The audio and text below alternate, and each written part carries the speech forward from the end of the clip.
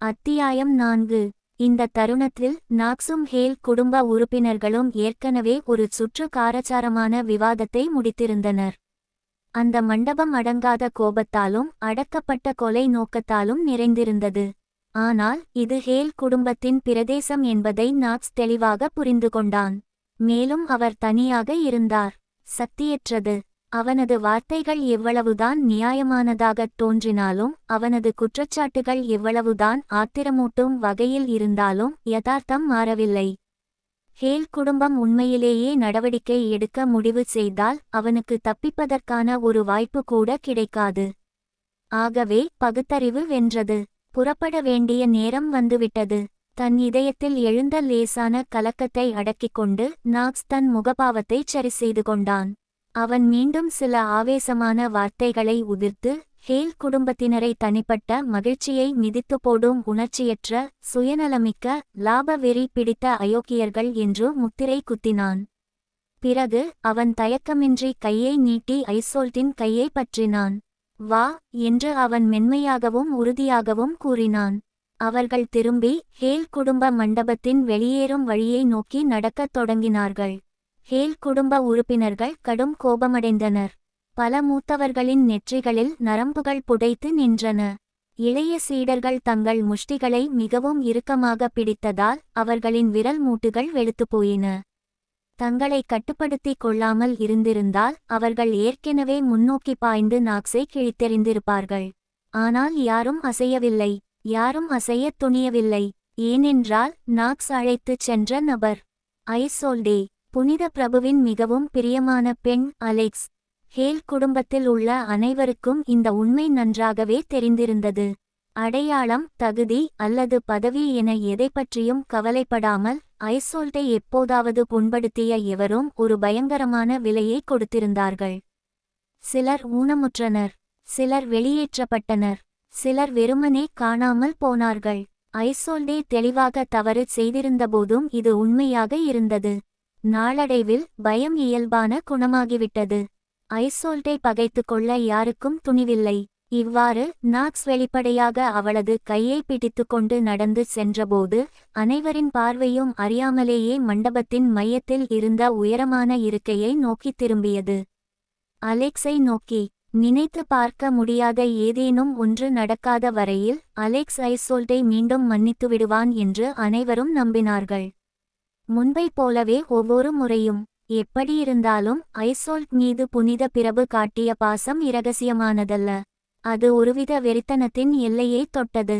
அவளது நடத்தை எவ்வளவு அத்துமீறுவதாக இருந்தாலும், அவள் எவ்வளவு குழப்பத்தை ஏற்படுத்தினாலும் அலெக்ஸ் எப்போதும் அவள் விட்டுச் சென்றவற்றை சுத்தம் செய்துவிடுவான். இந்த முறையும் வித்தியாசமாக இருக்காது. குறைந்தபட்சம் எல்லோரும் அப்படித்தான் நினைத்தார்கள். நாக்ஸும் அவ்வாறே நினைத்தார். இங்கு வருவதற்கு முன்பு அவன் அலெக்ஸை பற்றி விரிவான தகவல்களை சேகரித்திருந்தான். அவனுக்கு அலெக்ஸின் குணம் தெரிந்திருந்தது. அலெக்ஸ் எல்லாவற்றையும் விட ஐசோல்ட்டை அதிகமாக மதித்தான் என்பது அவனுக்கு தெரிந்திருந்தது.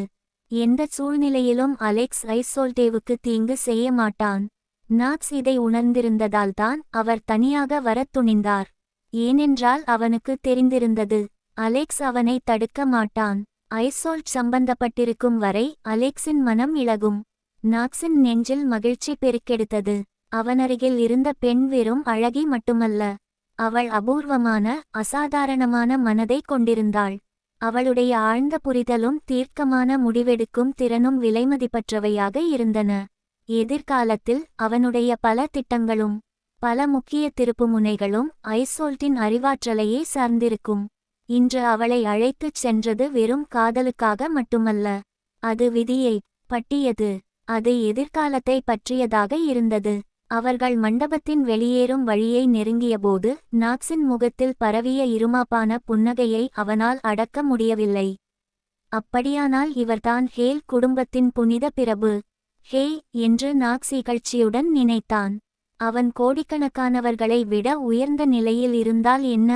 நான் அவனை என் தந்திரத்தால் வீழ்த்தி விடுவேன். நீல மூலக்கண்டத்தின் மிக வலிமையான நிபுணர்களில் ஒருவர் என்று சொல்லப்படுபவரா? காலப்போக்கில் நாக்ஸ் அவரை விஞ்சிவிடுவார். அவனை அவன் கால்களால் மிதித்துவிடு. அவனை ஒரு படிக்கல்லாக மட்டுமே ஆக்கி விடுங்கள். நாக்ஸ் தனது வெல்ல முடியாத எதிர்காலத்தை பற்றி கற்பனை செய்து கொண்டிருந்தபோது திடீரென்று கட்டுக்கடங்காத ஒரு பேரொளி வெடித்தது. அது இடிந்து விழும் வானம் போல கீழிறங்கியது. ஒரு நொடியில் அது மண்டபம் முழுவதையும் சூழ்ந்து கொண்டது. அதன் பிறகு அது நாக்ஸை குறிவைத்தது. நாக்ஸின் முகபாவம் உறைந்து போனது. அவரது கண்மணிகள் கடுமையாகச் சுருங்கின. அவனது நெற்றியில் இருந்து குளிர்ந்த வியர்வை துளி வழிந்தது. திகிலூட்டும். அவனுக்குத் தோன்றிய ஒரே வார்த்தை அதுதான். அவர் இதற்கு முன் இது போன்ற எதையும் அனுபவித்ததில்லை. அருகில் கூட இல்லை. இந்த ஆறா வெறும் சக்தி வாய்ந்ததாக மட்டும் இருக்கவில்லை, அது அவனது காலடியில் பிளந்து திறக்கும் ஒரு முடிவற்ற படுகொழியைப் போல புரிந்துகொள்ள முடியாத அளவிற்கு ஒடுக்குவதாகவும் இருந்தது. எல்லையற்றது, அளவிட முடியாதது. அத்தகைய அழுத்தத்தின் கீழ் நாக்ஸ் தனது முக்கியத்துவமின்மையை வேதனையுடன் உணர்ந்தார். மலையை அண்ணாந்து பார்க்கும் இரும்பை போல. அவரது கால்கள் நடுங்கின. அவரது சுவாசம் சிரமமானது. அவனது ஆன்மா கூட நசுக்கப்பட்டது போல் தோன்றியது. ஐசோல்ட்டின் உடலும் இறுகியது. நாக்ஸ் பிடித்திருந்த அவளது கை குளிர்ந்தது. அவளது மென்மையான முகத்தில் முதல் முறையாக பயம் வெளிப்பட்டது. அப்போது அமைதியான பற்றற்ற ஒரு குரல் அந்த மண்டபம் முழுவதும் எதிரொலித்தது. குறைவு, அவசரமின்றி, ஆயினும் முழுமையான அதிகாரத்தை கொண்டிருந்தது. நான் உன்னை போக விட்டேனா? வார்த்தைகள் குறைவாக இருந்தன, ஆனால் அவர்கள் இடி போல தாக்கினார்கள். அது அலெக்ஸ். நாக்ஸின் இதயம் துவண்டது. அவரது முகம் பெருமளவில் மாறியது. இயலாது. அலெக்ஸ் அவர்களை ஏன் தடுத்தான்? இது அர்த்தமற்றதாக இருந்தது. அவனுக்கு தெரிந்திருந்ததற்கு எல்லாம் முரணாக இருந்தது. அந்த தகவல் தவறானதா? அவன் அலெக்ஸை தவறாக மதிப்பிட்டுவிட்டானா? நாக்ஸ் மேலும் எதிர்வினையாற்றுவதற்குள் அலெக்ஸ் மெதுவாக தன் இருக்கையிலிருந்து எழுந்தான். அவன் கத்தவில்லை. அவர் மிரட்டவில்லை. அவன் குரலை உயர்த்தக்கூட இல்லை. ஆனால் அவன் எழுந்து நின்றபோது மண்டபத்தில் நிலவிய பதற்றம் பன்மடங்கு அதிகரித்தது. உறக்கத்திலிருந்து விழிக்கும் மூர்க்கமான மிருகங்களைப் போல ஒரு உண்மையான வில்லனின் பயங்கரமான ஆளுமை கட்டுக்கடங்காமல் பரவியது. மூத்தோர் மற்றும் சீடர்கள் ஆகிய அனைவரின் இதயங்களும் இறுக்கமடைந்தன. இயல்பாகவே அவர்கள் மரியாதையுடன் தலை குனிந்தார்கள். அலெக்ஸ் இளம் வயதிலேயே புனித பிரபு என்ற பதவியை பெற்றிருந்தார். மேலும் அவரது ஆட்சிக்காலத்தில் அவர் இரக்கமற்றவராக இருந்தார். அவரை எதிர்த்தவர்கள் அழிக்கப்பட்டனர். அசூர் ஆரிஜின் கண்டம் முழுவதும் அவனது பெயர் அச்சத்தை ஏற்படுத்தியது. விண்ணொளிச் சுடர் வம்சத்தின் பேரரசி கூட அலெக்ஸை ஒரு பெரும் அச்சுறுத்தலாகவே கருதினார். அவனை ஒருபோதும் குறைத்து மதிப்பிடத் துணியவில்லை. அத்தகைய உருவம் சாதாரணமாக ஒரு ஒளிக்கீற்றை வெளிவிடும்போது கூட எண்ணற்ற விவசாயிகளை மூச்சுத்திணறடிக்க அது போதுமானதாக இருந்தது. நாக்ஸுக்கு கொடூரமான பழங்கால மிருகங்கள் தன்னை முறைத்து பார்த்து துண்டு துண்டாக கிழிக்கத் தயாராக இருப்பது போல் உணர்ந்தான். ஐசோல்ட் மெதுவாக திரும்பி பார்த்தாள். அவளது அழகிய கண்களில் அவநம்பிக்கை நிறைந்திருந்தது. இப்போதுதான் அலெக்ஸின் ஆளுமைக்கு கீழ் நின்றபோது தான் நெடுங்காலமாக மறந்திருந்த ஒன்று அவளுக்கு திடீரென்று நினைவுக்கு வந்தது. அலெக்ஸ் அவளுக்குச் சலுகை காட்டியவர் மட்டுமல்ல, அவர் இந்த கண்டத்தின் மிக வலிமையான நிபுணர்களில் ஒருவராக இருந்தார். இரக்கமற்ற பயங்கரமான ஓர் இருப்பு, அதன் பெயர் உலகையே உலுக்கியது. அப்படிப்பட்ட ஒருவரால் எப்படி உண்மையிலேயே